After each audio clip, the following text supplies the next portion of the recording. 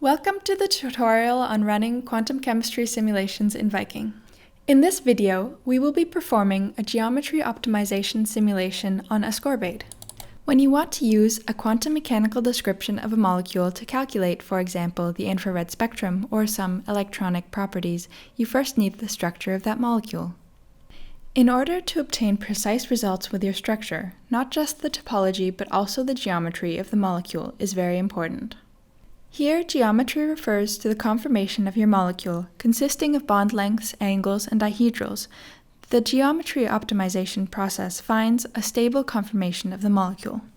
When you have a molecular structure either created in the Viking structure editor, similar software, or perhaps obtained from a molecular dynamics simulation, the conformation of the structure is likely far from an energy minimum. A geometry optimization must therefore be performed before the structure can be used in any other quantum calculations or analysis. Before we start, you should create a project to contain the tasks you create during this or other tutorials.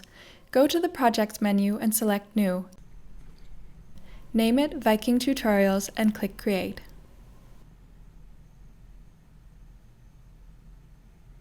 Now you have a project to contain your tutorial tasks. The next step is to click New Task in the upper left side of the screen.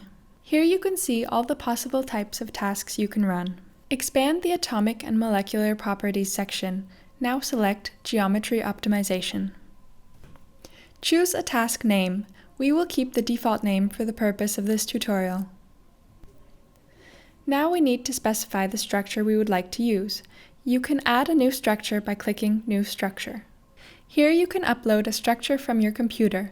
This can be, for example, an XYZ or PDB file. You can also construct your own molecule with the Viking structure editor. We will go through this process in another tutorial.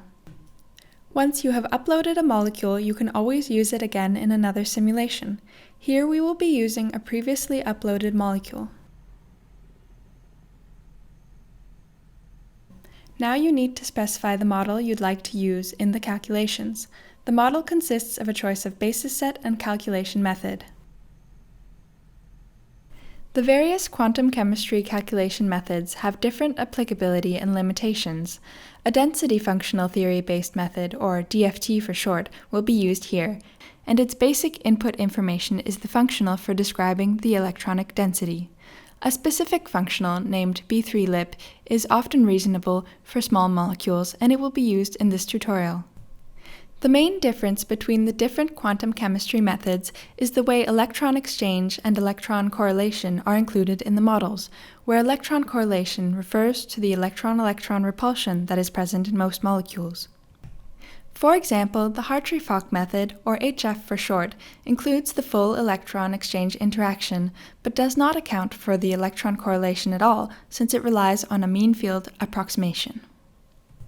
The DFT method, on the other hand, may include both the exchange interaction and electron correlation to some degree, depending on the chosen functional. The DFT method options, such as B3-lip or BPV86, are the available functionals that can be used with the DFT approach. The various functionals have been created such that they reproduce specific properties of specific types of molecules. Using a functional for a very different type of calculation might therefore provide less precise or maybe wrong results. We advise you to check these resources to learn more about the various calculation methods. After choosing a calculation method, you also need to choose a basis set. A basis set is a collection of functions that can be used to approximate the wave function of a molecule. The more basis functions that are included in a set, the better it is in general possible to approximate the true wave function of a molecule. The number of basis functions, however, also affects the runtime of the calculation, so if you want your calculation to finish in a reasonable time, you should be careful when choosing large basis sets. Since the wave function needs to be approximated for all the electrons in the system, your choice of a basis set might also be affected by the size of the molecular system you are studying, since calculations with a large basis set for a large molecule may require too much time. You can choose from different families of basis sets, for example, the Poppel basis sets, such as the 631G, or Dunning's correlation consistent basis sets, such as the CCPVDZ. Within these families of basis sets, you can systematically increase the number of basis functions by going from, for example, CCPVDZ to CCPVTZ. In addition to the choice of basis set, you can also extend the basis set with either diffuse functions or polarization functions, which can be important for describing some properties like excited states or dipole moments. Diffuse functions allow the electrons to move further away from the atomic nuclei, while the polarization functions allow the wave functions to become more asymmetric. You should use your chemical intuition to decide when these additional basis functions should be used in a calculation.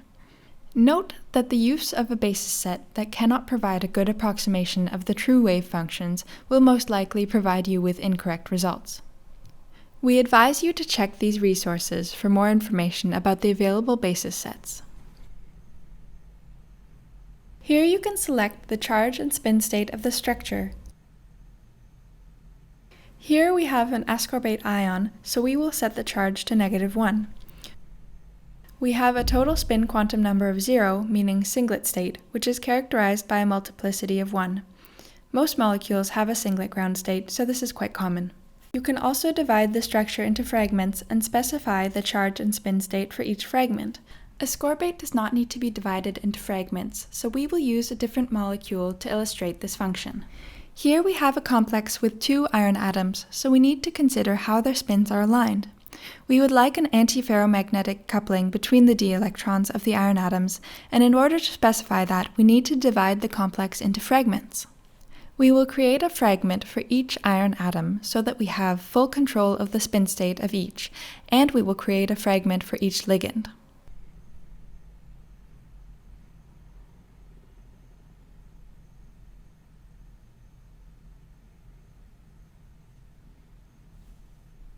The iron 3 ions have 5 unpaired d electrons such that the total spin of the system is 5/2, and the multiplicity is therefore 6.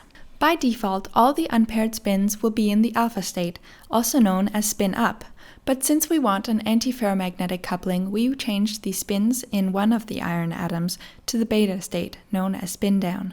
The remaining fragments have no spin, and therefore are assigned as multiplicity of 1. Now we need to set the total charge and spin state of the system. The complex will be neutral, and the total spin will be 0 due to the antiferromagnetic coupling, leading to a multiplicity of 1. This concludes the illustration of how to select fragments, and we will go back to ascorbate now. You are now done with the wizard, and you will see the summary page where you can review the settings for the simulation. You can also find many advanced options, but we will skip those for now. Select the resource you want to use for running the simulation. Resources in Viking refer to supercomputers, so if you have not added any resources to Viking yet, you should watch the tutorial about using supercomputers. Click Run Task and you're done.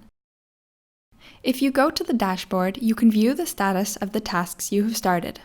The new task may be queued for some time before it can start, since the requested number of nodes on the supercomputer must be available before it can run. Once it is done, go to the Task Overview page by going to the dashboard and clicking on the task, or selecting the project that contains the task and then clicking on the task. On the Overview page, click on the View Results tab. Here you can view the results of your simulation. You can, for example, see a graph over the convergence as the simulation optimizes the molecule's geometry. If you see the graph flatten out at the end, this is a sign that your molecule's geometry is optimized. You can also click on the Structure Viewer to see visualizations of some of the results. Here you can view the steps of the optimization process. Now you have optimized the geometry of your molecule and you can use it in further simulations. Feel free to contact us if you have any questions or problems.